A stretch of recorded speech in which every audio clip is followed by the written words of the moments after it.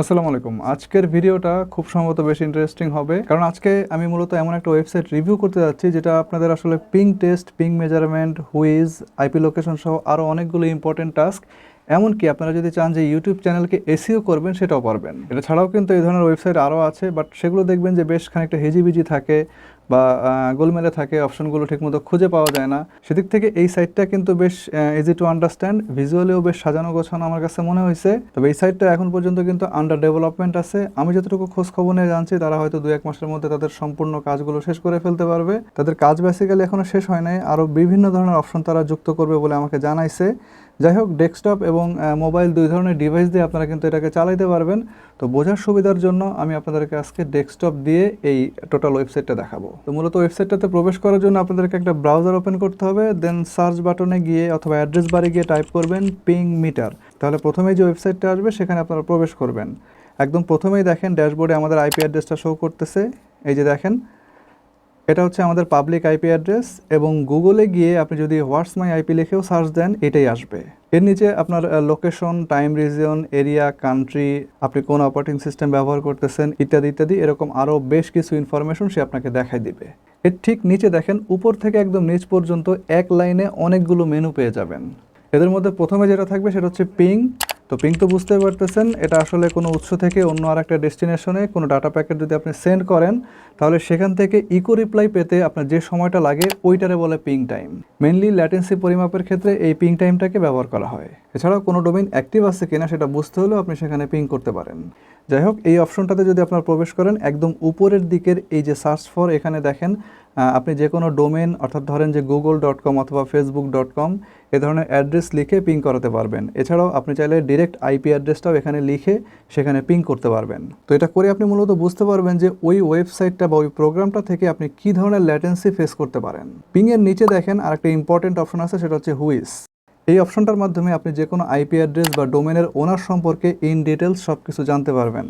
যেমন ধরেন তাদের কন্ট্যাক্ট নাম্বার, অ্যাড্রেস, যে বা যারা এই ডোমেনটাকে রেজিস্টার করছে, কবে এক্সপায়ার হবে, লাস্ট কবে চেঞ্জ করা হয়েছে, তার হোস্টিং অ্যাড্রেস, হোস্টিং লোকেশন ইত্যাদি ইত্যাদি যাবতীয় ইনফরমেশন।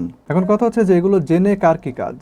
তো এগুলো যে কেউ যে কোনো কাজে লাগাতে পারে। হ্যাকিংয়ের কাজে লাগে, সেটা ইথিক্যাল হ্যাকিং হতে পারে অথবা আনইথিক্যাল।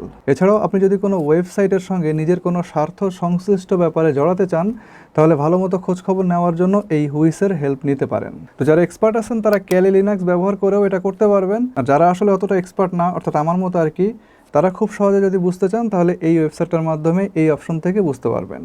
থার্ড মেনুতে আছে দেখেন স্পিড টেস্ট। এটা নিয়ে তারা স্টিল ডেভেলপমেন্ট পর্যায়ে আছে এখন পর্যন্ত তাদের মাল্টিপল সার্ভার সিলেকশনের যে প্রসেসটা সেটা শেষ হয় নাই। ঠিক এই মুহূর্তে যদি আপনি স্পিড টেস্ট করেন তাহলে আমেরিকার কোথাও গিয়ে সেটা হিট করবে, ফলে ডাউনলোড স্পিডটা কম শো করতে পারে, আর ল্যাটেন্সিটাও তুলনামূলকভাবে বেশি আসবে। তবে ওই যে বললাম, they are working on it. So এই বিষয়টাকে আরও পাকাপোক্তভাবে পাইতে গেলে একটু ওয়েট করতে হবে। এরপর দেখেন আইপি লোকেশন ফাইন্ড আছে। তো বুঝতে পারতেছেন এটা দিয়ে কী করা যাবে।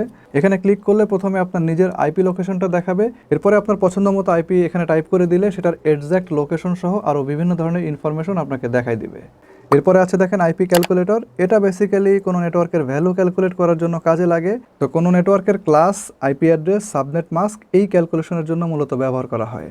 এটা নেটওয়ার্কের ট্রাবল শুটিং এবং ম্যানেজমেন্টের ক্ষেত্রে একদম নতুন যারা আছেন তাদের জন্য বেশ হেল্পফুল।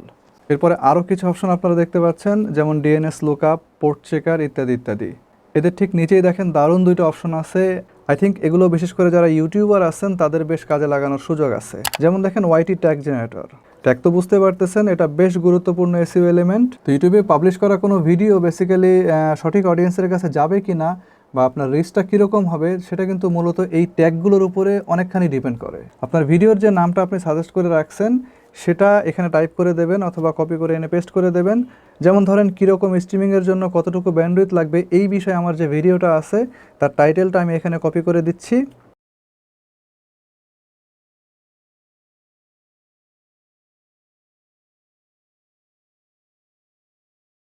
দেখেন রিলেটেড কিওয়ার্ডগুলো কিন্তু এখানে চলে আসছে, এবং এই ট্যাগগুলোকে আমি কিন্তু পরবর্তীকালে আমার ভিডিওতে ট্যাগ হিসাবে ইউজ করতে পারবো, এবং খুব সহজে ইজিলি আপনি এখান থেকে এগুলো কপি করে নিয়ে জায়গা মতো পেস্ট করে দিবেন।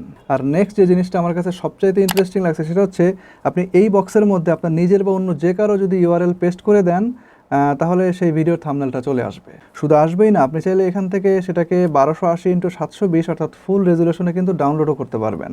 যদিও কাজটা কতটা এথিক্যাল সেটা নিয়েও প্রশ্ন আসতে পারে, বাট এই কাজটাই আপনি কিন্তু চাইলে অন্যান্য অনেক সাইট থেকে করতে পারবেন। বাট এই সাইটের এখানকার অপশনটা আমার কাছে বেশ কনভিনিয়েন্ট লাগছে। So this is it. যদি ভিডিওটা ইনফরমেটিভ লাগে তাহলে আমি ডেসক্রিপশন বক্সে তাদের লিঙ্ক দিয়ে দিচ্ছি, আপনারা চাইলে সেখান থেকে দেখে আসতে পারেন, ওয়েবসাইটটা ভিজিট করতে পারেন। আর ভিডিওটা ইনফরমেটিভ লাগলে অবশ্যই ভিডিওতে লাইক দেন, চ্যানেলটা সাবস্ক্রাইব করে রাখেন। খুব শীঘ্রই আসবো নতুন কোনো ভিডিও নিয়ে, নতুন কোনো রিভিউ নিয়ে। সে পর্যন্ত সবাই ভালো থাকেন, সুস্থ থাকেন। আল্লাহ হাফেজ।